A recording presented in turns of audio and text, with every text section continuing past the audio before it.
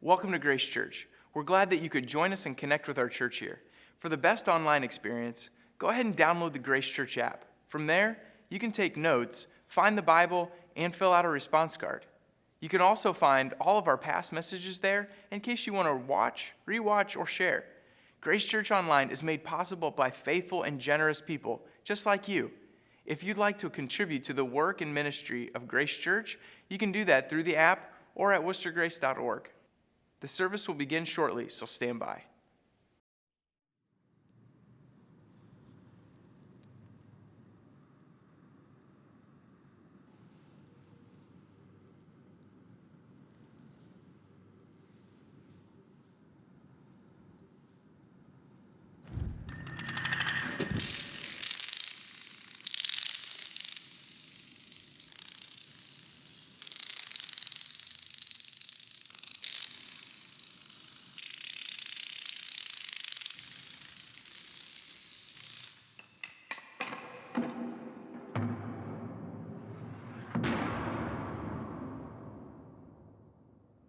Well, good morning to all of you. I see that all of you have survived the heat wave so far. Hope you've been able to stay cool. This series, Holy Habits, is a really good one for us because we started out talking about how the holy habit, developing this habit of reading God's Word, the Bible, brings a lot of good spiritual, positive momentum into our lives. And then last week we talked about prayer, and we talked about how to go about doing prayer, how to make it a part of our lives, how to develop it actually as a habit, and the deep spiritual rewards that are associated with that. Today we're talking about another important spiritual habit, another holy habit that we want to develop that's important for our spiritual well-being, and that is the habit of worship. Well, it was several years ago that I was going to a church conference, church leadership conference, and it was actually held in a church building. And I didn't realize it at the time, but when I went to this conference, I was kind of, in my own personal ministry, I was a little bit spent. And so I went to this conference, and it was very refreshing and a lot of good learnings, very innovative. And I remember that the worship ministry and the music ministry and the creative arts ministry was very robust in this church. And so we were learning a lot. We were being very inspired. And it was the last session of this conference. I remember walking into the auditorium, huge auditorium, held probably about 5,000 people. And there were windows on both sides of the auditorium. But when we walked in, the window coverings were down. I didn't think much of it. I walked in for this last session, found my team, sat down, and the band came out, began worshiping and then leading in worship music. And it was very inspiring, very fulfilling. And then it happened.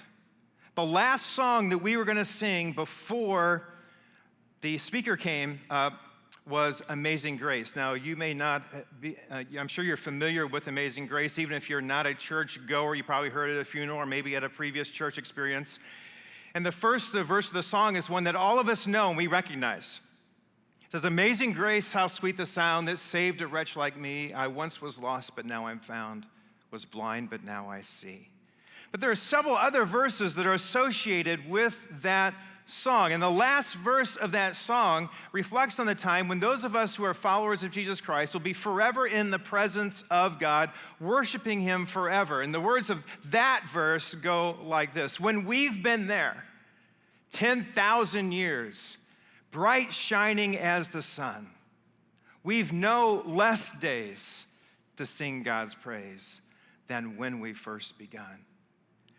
And that's when it happened. When we began singing that last verse, the curtains on the windows began going up, and the light from outside began flooding into that auditorium. I mean, it was flooding in it. It kind of took my breath away. I thought Jesus was coming back. I mean, that was the kind of experience that I had. And whenever we think about a worship experience, we're thinking about that kind of moment. We all kind of long for that kind of moment. That moment that kind of takes our breath away.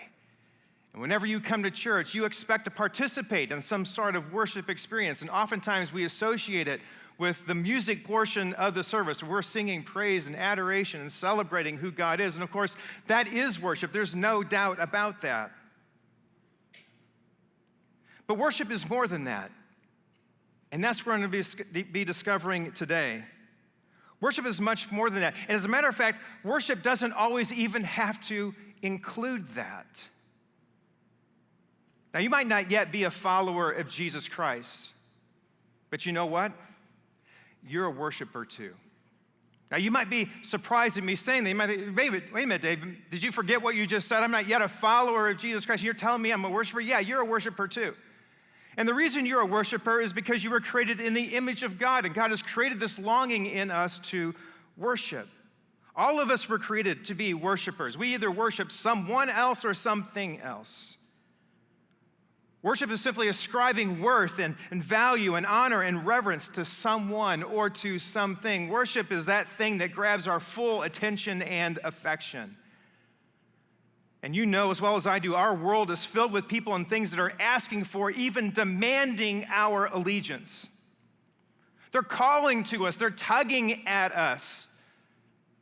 They're calling for full devotion. And so worshipers that we are sometimes called by different names. Some of you are workaholics because you worship your work. Some of you are materialistic because you worship money and your possessions. Some of you are addicts because you worship escape. Some of you run from one relationship to another looking for the fulfillment that might give to you. And so you are worshipers of those people with whom you can have that kind of relationship. Some of you are angry and resentful and bitter, and you have to have your own way. And so you are worshipers of yourself. Make no mistake about it, all of us are worshipers. All of us worship someone or something. And here's the thing about worship. Worship sets the trajectory of our lives. The path that we are currently on in our lives is a result of who or what we worship. So if you don't like where you're headed, you might want to check on your worship. See, you're free to choose whatever you want to surrender to or whomever you would like to surrender to. But you're not free to choose the consequences of that choice. The truth is, all of us have been designed to worship, but not just to worship. God intends for us to worship Him. And if you fail to worship Him, then you're going to create other things in your life that you will worship. Why? Because you are built, you are wired, you are created to worship. You're going to worship something, or you're going to worship someone. There's no doubt about it. So how would I become someone who actually is a worshiper of God? How do I become someone who worships in the way that God intended? How do I develop the habit of worship in order to put my life on this different course? Well, that's what we're going to be talking about today. So if you have your printed Bible, your Bible app, you might want to turn to or tap to Romans chapter 12. We're going to be in verse 1. If you don't have either of those, it's okay. That verse will be showing up, and the other verses we'll be talking about today will be showing up on the screens. And what we want to look at today is what the Apostle Paul said about worship from Romans chapter 12, verse 1. And this is what he says. He says, "Therefore, I urge you, brothers and sisters, in view of God's mercy, to offer your bodies as a living sacrifice, holy and pleasing to God. This is your true and proper worship." So one of the things that we discover right away is there is a true and there is a proper way to worship in the eyes of God. Well, we also understand, because there is a true and proper way to worship, that there's also counterfeit ways to worship. There are ways that we can worship that are counterfeit. We can worship the wrong person. We can worship the wrong thing. We can worship in the wrong way. There is a true and proper way to worship. It's possible to please God in the way that we worship. And so how do I please God in my worship? How do I develop, in other words, worship as a holy habit? How do I develop it as one that is set aside for the purposes of God? Well, in this verse right here that we're looking at, where Paul gives us two characteristics of worship and he gives us one commitment of worship. And so that's what we're going to be looking at today. We're going to start with the characteristics of worship. There's the first characteristic I want to draw our attention to is choice. See, worship is a choice. As a matter of fact, the Apostle Paul said, therefore I urge you. In other words, he's compelling us, he's exhorting us, he's urging us. He wants us to make this choice, to embark on, to participate in true and proper worship, to be a true and proper worshiper. It's a choice. It's not automatic. It's not the default setting for us as human beings. We long for it because we were created in the image of God, but it's been corrupted. The way we go about it has been corrupted by our sin, by our disobedience against God. We have a pure longing, but we have a dysfunctional practice. True and proper worship for us, the Apostle Paul reminds us, is a choice. It's something that you and I have to choose to do. There's a second characteristic associated with true and proper worship, and that is it is a response. True and proper worship is a response to something, and he reveals to us what our worship, true and proper worship, responds to. And this is what he says. He says, therefore I urge you, brothers and sisters, in view of God's mercy. True and proper worship is a response to the mercy and to the grace and to the love of God. Let me ask you a question. By raise of hand, whether you are in this room and in one of our other rooms or watching online, by raise of hands, let me ask you this question. How many of you have done something wrong, disobeyed God, disobeyed your parents? How many of you have done it? Okay, if you're not raising your hand, you're not thinking hard enough. Okay, good. You can put your hands down. See, that's a problem if you want to worship a holy God. The problem that you and I have for true and proper worship is that we have sinned, that we've disobeyed against God, and he is a holy God. Sin and holiness don't mix. But what the Apostle Paul is saying here is that in spite of that, in God's great mercy, he has provided a way for you and I to be worshipers. God has pulled victory out of the jaws of defeat. Look what the Apostle Paul says about this elsewhere. He says, as for you, you were dead in your transgressions and sins. So what he's saying here is that our sin, our disobedience to God, separates us from him. That is our condition. And so we can't be worshipers of him as long as that is our status. As for you, you were dead in your transgressions and sins, in which you used to live when you were followers of the ways of this world, and of the ruler of the kingdom of the air, the Spirit who is now at work in those who are disobedient. See, there was a time when we got off track, that our sin and our disobedience caused us to begin following the wrong person or the wrong thing. He goes on to say, all of us also lived among them at one time, gratifying the cravings of our flesh and following its desires and thoughts. It ended up that following someone else or that something else put our life on the wrong path. It sent us on the wrong trajectory. But in God's great mercy, something else happened. He said, like the rest of us, we were by nature deserving of wrath. But God, two of the best pairings of words there is in the scripture. But God, but because of his great love for us, God, who is rich in mercy, this is our response, made us alive with Christ. Even when we were dead in transgressions, it is by grace you have been saved. Do you recognize what he's saying here? He's saying, look, there was a time when you were fully separated from God. You had no connection with God. Your sin separated you from him. You could not be a worshiper of him. And because of that, your life was set on the wrong path.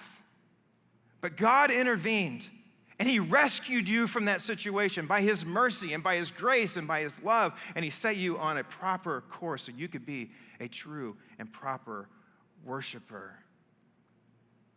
In his great mercy, God made a way for the sinner to become a worshiper.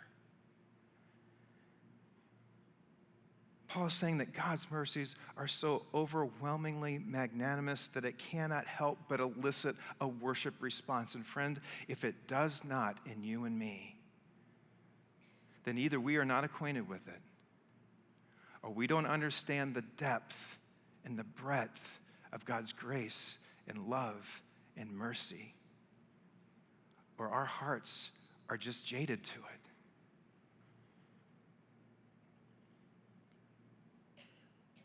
There's a song that we sing around here every now and then that talks about just that. It talks about the fact that our worship is a response to this mercy of God. It says this: "You stood before my failure, carried the cross of my shame. My sin weighed upon your shoulders, my soul now to stand. But what can I say?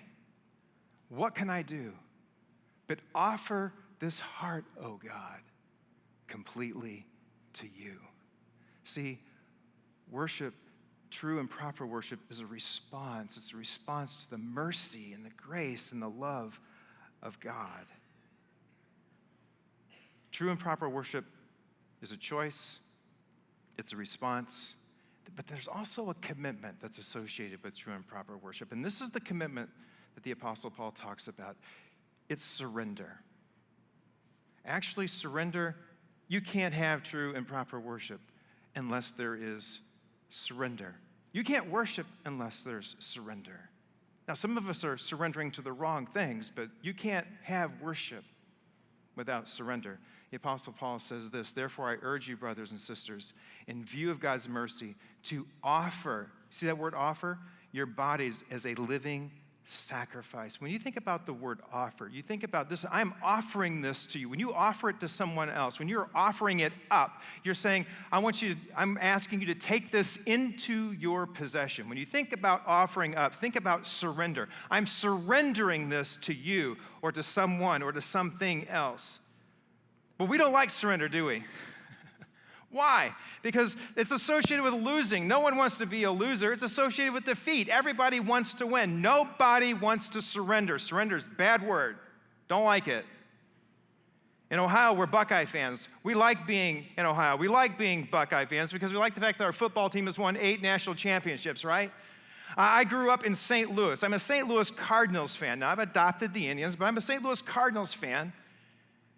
11 World Series championships. Love it. Love being associated with the St. Louis Cardinals. And then just this year, the St. Louis Blues won their first Stanley Cup. Got the t-shirt, got the mug. Why? Because we like being associated with winners. Everyone likes to win. Surrender doesn't sound much like winning. It sounds more like the Little League baseball team that gets run-ruled. Right? Embarrassing, humiliating. No one wants to be a part of that. If winning is everything, think about this. If winning is everything, surrender is unthinkable.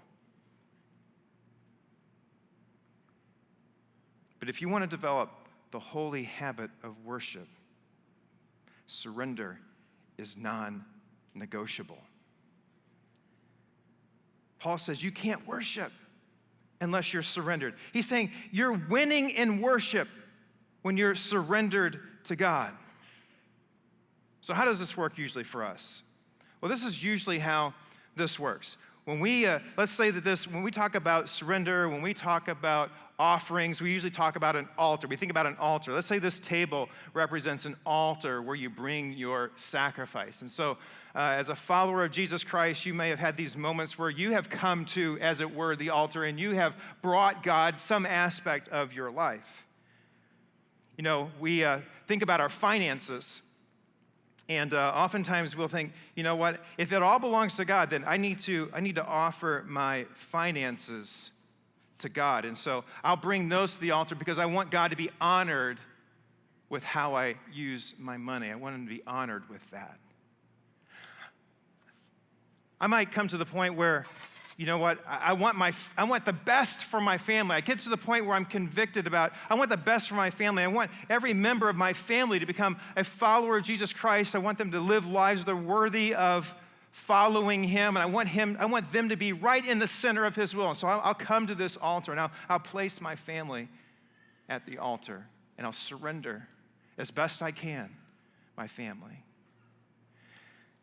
And of course, we talked about this here, about our work, and we talked about our work being our worship. We talked about, that we want God to be honored with our work. We don't want, we spend so much time at work, we might as well dedicate that to God and let him get the most out of our work. And so we'll bring to the altar our work.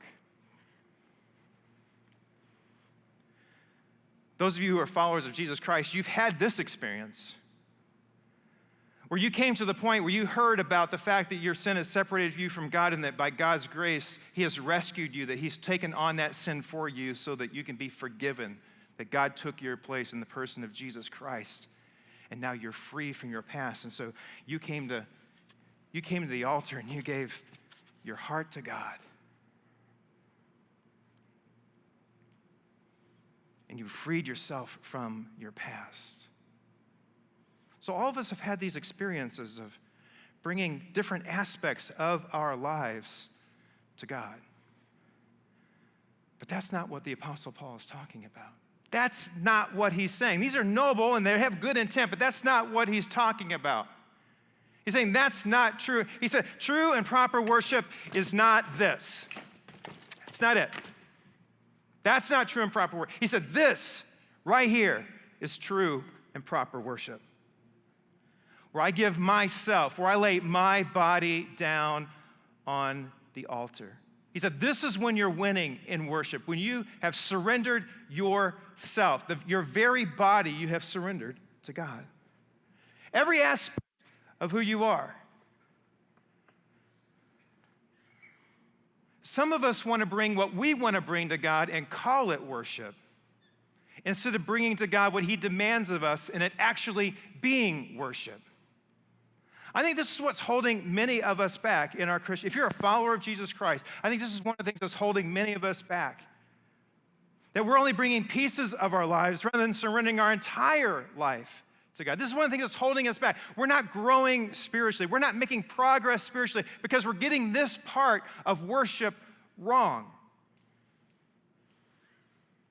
The reason many of us are failing in our Christian lives, in our spiritual walk, is because we've put our hearts on the altar, but we haven't put our bodies on the altar.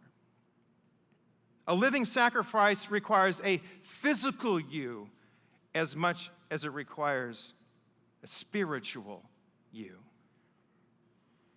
I like how the Apostle Paul talked about it earlier on in this very same book. He says, do not offer, see that word? Do not offer any part of yourself to sin as instruments of wickedness. This is not true and proper worship. This is setting your life on the wrong trajectory. When you offer yourself this way, you're on the wrong path. He says, but rather offer yourselves to God as those who have been brought from death to life, and offer, there's that word, surrender every part. You see that? Every part of yourself to Him as instruments of righteousness. Every aspect of who we are, God is calling. If you want to be a true and proper worshiper, every aspect of who you are needs to be brought to God. Not just pieces of you, all of you. Or else it's incomplete. He wants us to bring our hands, our feet, our mouths, our tongues, our eyes, our ears, our minds, our attitudes, our emotions, everything about who we are, all surrendered to God for His purposes. That is a lifestyle of worship. Now we're getting down to developing the holy habit of worship. Many of us are living frustrated Christian lives because we haven't put our very selves on the altar. Or we've crawled off. This is what we're talking about when we're talking about true and proper worship. See, true and proper worship is my choice to surrender myself to God. It's my choice. Not a part of me, but myself, all of who I am to God. Let me give you an example of worship, what it means to be a worshiper. 37 days ago, my mom died. Well, at least that's what we call it. She couldn't be more alive because she's a follower of Jesus Christ and she is living in the presence of God. But 37 days ago, my mom died, and I was there a week before she died, saw bunches of people. If you knew my mom, Even if you were just acquainted with her, you loved her. I heard this over and over and over again. Many of you had had the privilege of knowing my mom, or at least being introduced to her and having some acquaintance with her. But you loved her.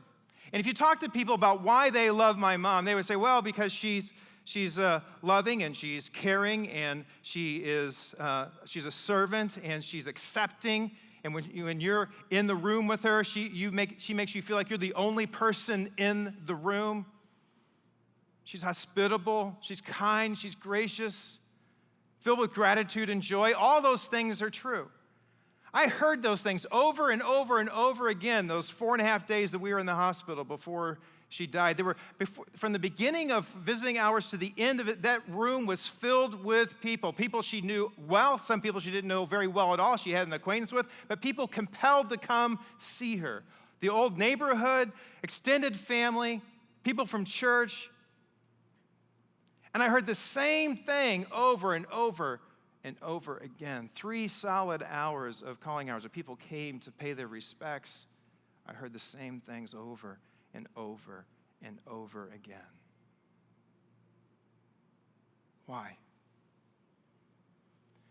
Because at the core of who my mom is, she's a worshiper. The consistency in her life is a result of her living on this altar. Every day she woke up a living sacrifice, holy and pleasing to God. She didn't just put her heart on the altar, she put her entire body. She put her entire self on the altar. She offered her body as a living sacrifice, members of her body as instruments of righteousness.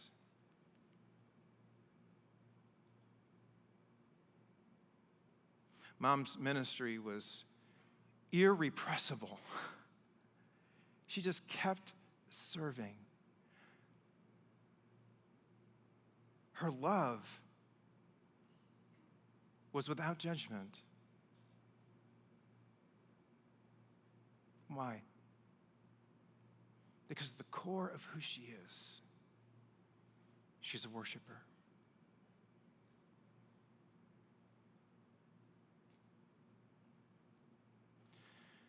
A lot of people try harder.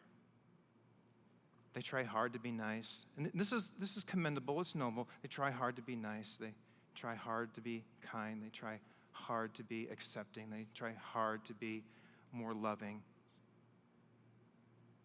Try. Try harder, try harder, try harder.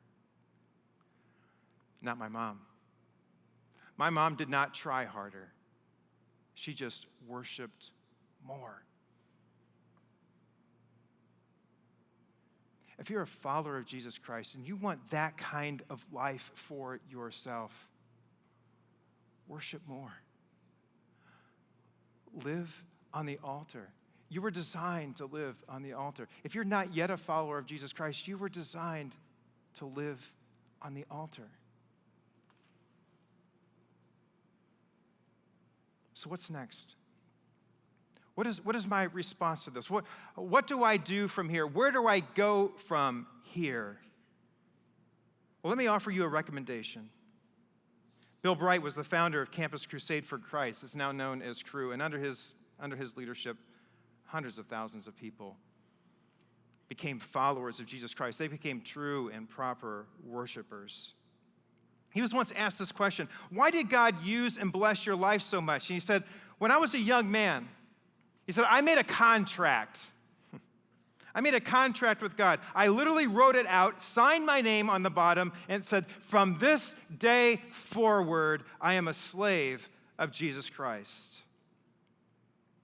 Inside your worship program, I want you all to take your worship program and open it up. Go ahead. Everyone, grab your worship program. Please do this. Grab your worship program, open it up. All right? And I want you to have a pen or a pencil in your hand. Because if you're ready to make this commitment, this is what I want you to do. I want to give you the opportunity to sign your own worship contract. And on that contract, in your worship program, I want you to write where these lines are, okay? If you're making a commitment, I'm making a commitment to become a true and proper worshiper. I'm making a commitment to offer my body as a living sacrifice to God, holy and pleasing to Him. This is the commitment that I am making. I want you to sign a contract with God. From this day forward, I will live on the altar, surrendered to Jesus. If that's the commitment you make, write it down. Write it down in your worship program. From this day forward, I will live on the altar, surrendered to Jesus.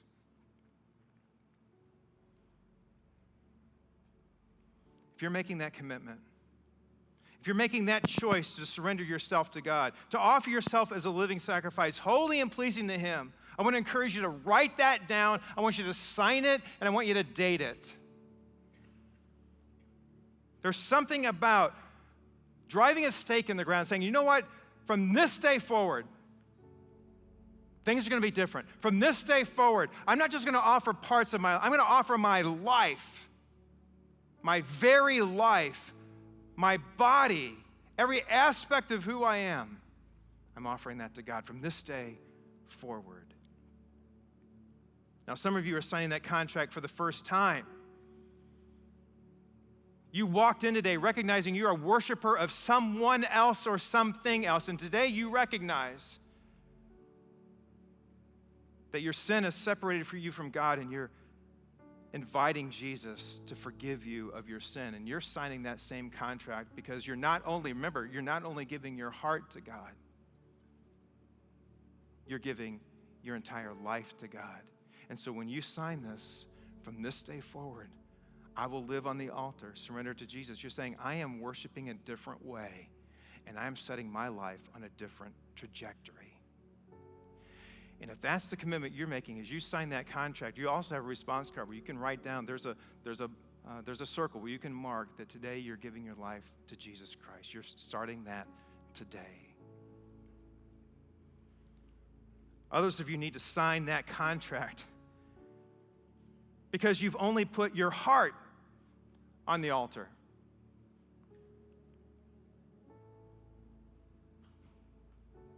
You haven't put your entire body on the altar. You've only put your heart on the altar. Or you've crawled off. And for you today, you're saying, from this day forward, it's going to be different. From this day forward, I'm offering my body as a living sacrifice to God, holy and pleasing to Him. You know, worship is a choice. It's a choice to surrender our lives. It's a choice to live on the altar. It's a choice to put ourselves there. And it's a response to God's mercy. I quoted the lyrics of a song earlier. Let me complete those for you. It says, you stood before my failure. You carried the cross of my shame. My sin weighed upon your shoulders, my soul now to stand. But what can I say? What can I do but offer this heart, oh God, completely to you? But there's more to the song. So I'll stand with arms high and heart abandoned, in awe of the one who gave it all. I'll stand, my Lord, to you surrendered. All I am is yours. I'm making a decision to live on the altar. So here's what I want us to do. If you've made that commitment, if you wrote down your commitment on your worship program, and you signed it and you did it, and you're making that commitment to live on the altar, I'm going to give you the opportunity to stand here in just a moment. You may have entered into this contract for the very first time. I want you to stand as well. I recognize there might be some of you who are still contemplating this commitment, but that's fine. You can stay seated. There's no embarrassment about that. But I'm going to give you the opportunity, if you sign that contract, to say, count me in the number of people who's going to live on the altar from now on. So I'm going to count down from 3, and then I'm going to have you to stand. All ready? 3, 2, 1, stand. How amazing. Will the rest of you please stand? Stood before creation, eternity in your hand. You spoke the earth into motion, my soul now to stand.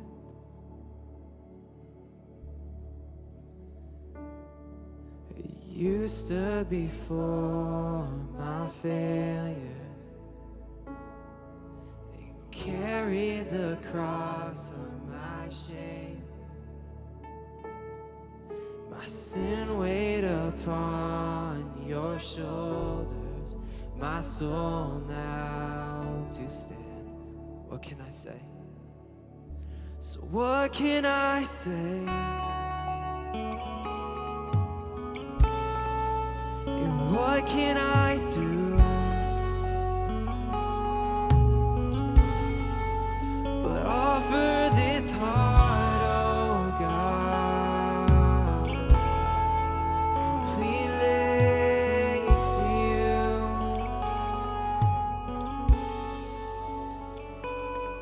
So I'll walk upon salvation, your spirit alive in me,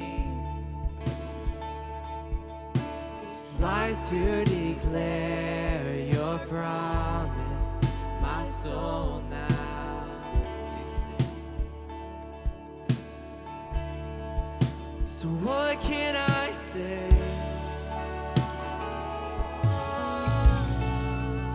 What can I do but offer this heart, oh God, completely to you? Oh, what can I say? Oh, what can I do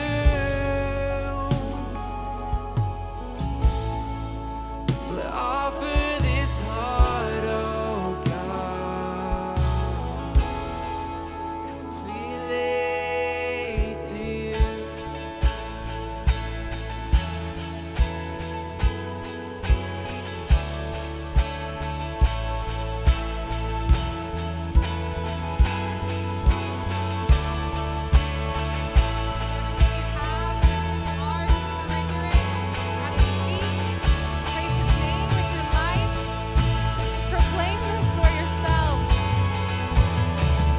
So I'll stand with arms high and heart abandoned in awe of the one who gave it all.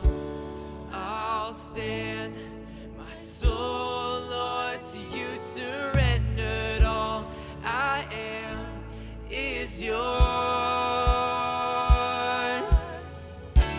I'll stand with arms high and heart abandoned in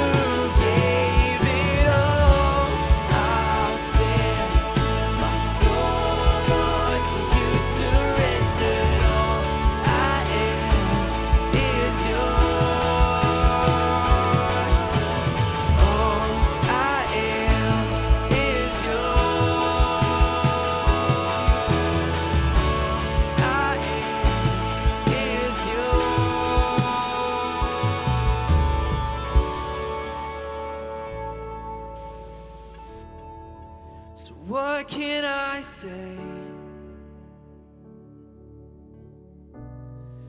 And what can I do? Oh, but offer this heart, oh God,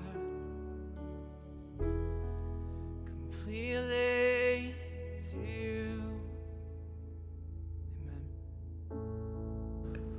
Well, God really cares about our hearts, the posture of our hearts, who we really are on the inside. Use your response card today to let us know your next steps. We want to celebrate alongside of you. We want to pray with you. We'll even do that now if you'd like to. Just head over to Connect if you want to pray with someone. If you're a guest with us today, that's also the right place to go because we'd love to give you a gift there in Connect. So just swing by right outside these back doors right after the service. And as you leave again today, don't forget that all the exits are open, so use all of those. And then next Sunday is Sweet Tea Sunday, so make sure you're right here back for that next Sunday. We'll see you then. Have a great week. We hope that this service was just what you needed today. Whether you've been around church your whole life or today was your very first time, we believe that God has something for you and your life. If God revealed a next step for you, would you share that with us? We would love to pray for you. You can share questions or prayer requests through our app or at info@woostergrace.org. This online service was made possible through your generous gifts. If you'd like to contribute to the ministry of Grace Church, text Grace Church Woo to 77977 to begin. Thanks again for watching, and we'll see you right back here next week.